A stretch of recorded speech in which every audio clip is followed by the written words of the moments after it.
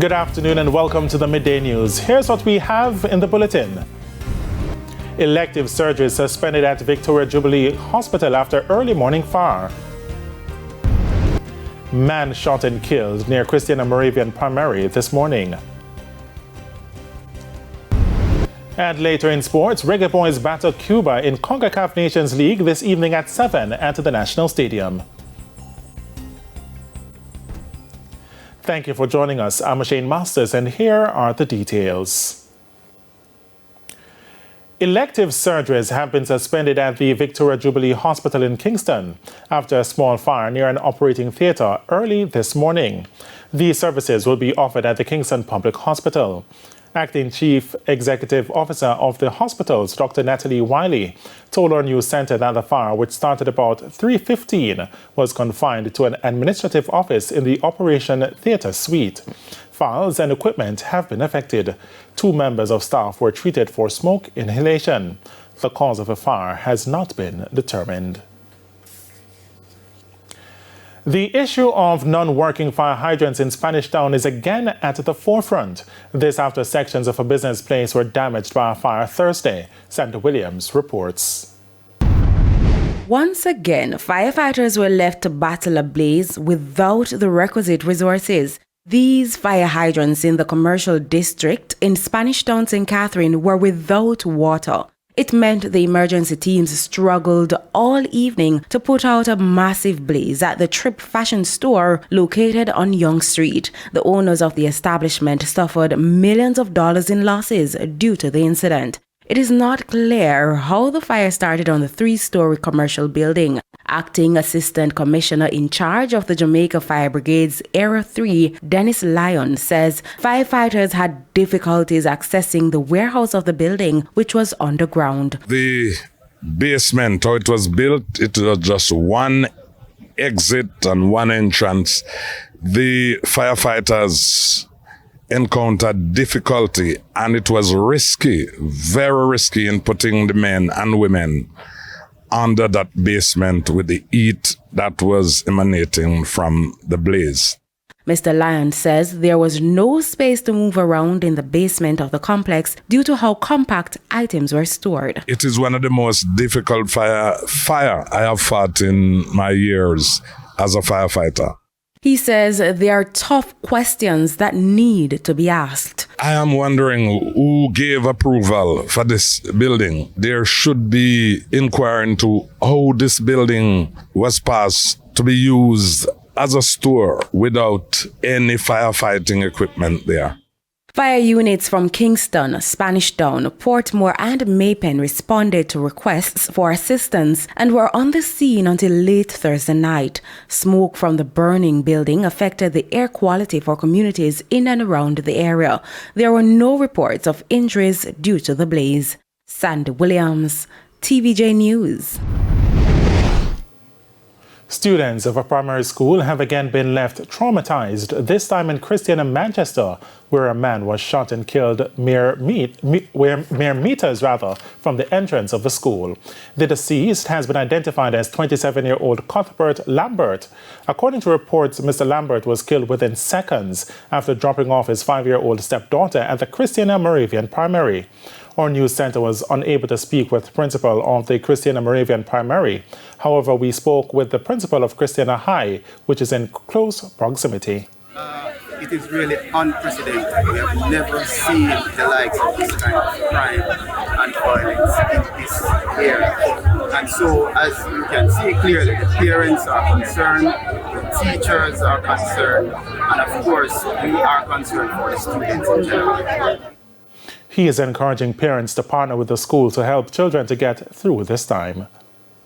I would just appeal to parents to keep calm, work with the authorities. Of course, the children will need some form of support, likewise teachers, whether it be counseling or otherwise. We're just appealing for calm and just to work with the schools, and just to work with the schools to ensure the safety and well-being of all the students. Now, no motive has been established for the killing. The Christiana police are now investigating.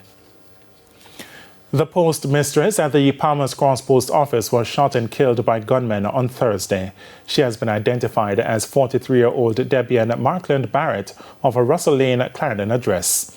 It's understood that Mrs. Barrett was at a bar which is located close to her job when loud explosions were heard. Shortly after, two men were seen running from the location with handguns. The police were called, and on their arrival, the lifeless body of Mrs. Barrett was seen at the back of the bar with multiple gunshot wounds to the head. According to information, her husband was murdered just a few weeks ago. Denise Malcolm, the Coral Springs woman charged for the murder of her husband, Ron Malcolm, says she murdered him over infidelity issues. Mr. Malcolm worked in the media industry in Jamaica prior to his migration to the United States. Now, according to court documents made public on Thursday, she said she was at her wit's end. The details in this report. This is all according to new court records. It says that this woman told detectives she found out her husband was cheating on her, so she killed him. And the report says after a heated argument, that's when those shots went off, and this woman is now in jail on no bond. 45-year-old Denise Malcolm is facing a first-degree murder charge in the death of her husband, Rowan Malcolm. A lengthy arrest affidavit lays out that Denise was, quote, at her wit's end with his lies and deceit over allegations her husband was cheating. Following a 45-minute fight, police say Malcolm shot her husband multiple times. The officers made entry into the residence to check on the well-being of anybody who may be inside. They did come across and encounter one male individual who had suffered multiple gunshot wounds. Malcolm appeared in court. Ms. Malcolm, you are here on one count of premeditated murder. The report goes on to say that Malcolm had contemplated suicide, but as her husband was bleeding on the ground, he said something that changed her mind, and she shot him one more time. And sadly, when this happened, police say the couple's twins were in the home when the shooting happened, and one of them did call 911. Two Jamaicans landed themselves in legal hot water following misconduct at the VC Bird International Airport in Antigua on Sunday. The two women were involved in a physical altercation with an immigration officer. Alicia Ricketts and Renee Nelson arrived at the airport on Sunday and were denied entry by the migration officer. It's understood that while in custody, Nelson started behaving in a disorderly fashion. The situation then escalated as Ricketts brazenly assaulted the immigration officer, resulting in damage to the immigration officer's uniform. The two women were later charged. Ricketts eventually pleaded guilty to the charge of battery and was ordered to pay a significant fine of $400. Additionally, she received a reprimand and a fine of $500 for resisting arrest.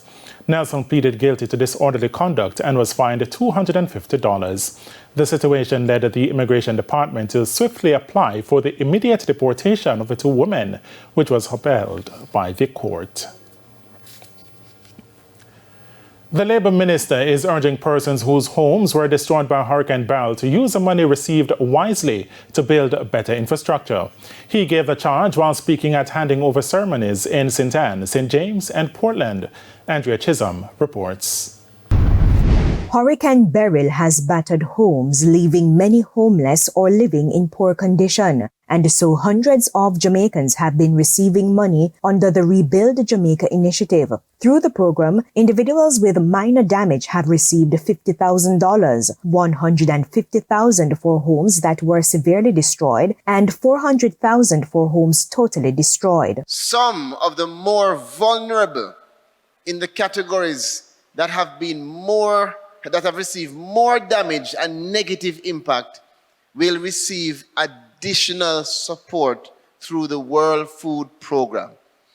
And in 2 weeks, some of you will get a text message from the UN World Food Program telling you the additional cash grant that you will receive on top of the check that you receive today.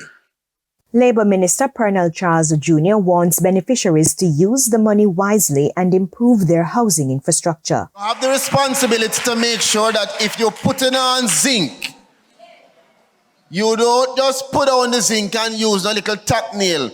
Use the hurricane strap.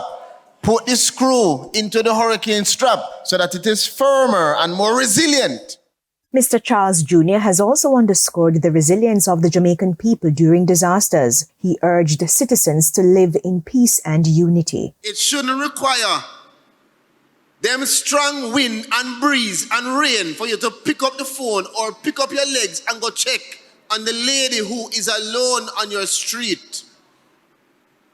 It shouldn't call on a disaster for you to call your sister who you haven't spoken to for 3 years because dead left land causing problem. I'm telling you, take today as a warning. Because as we rebuild Jamaica, it is more than rebuilding 4 walls and a roof. You have got to see it as rebuilding the spirit of this country. Andrea Chisholm, TVJ News. And it's time for a break here on the Midday News, but stay with us, more stories when we return.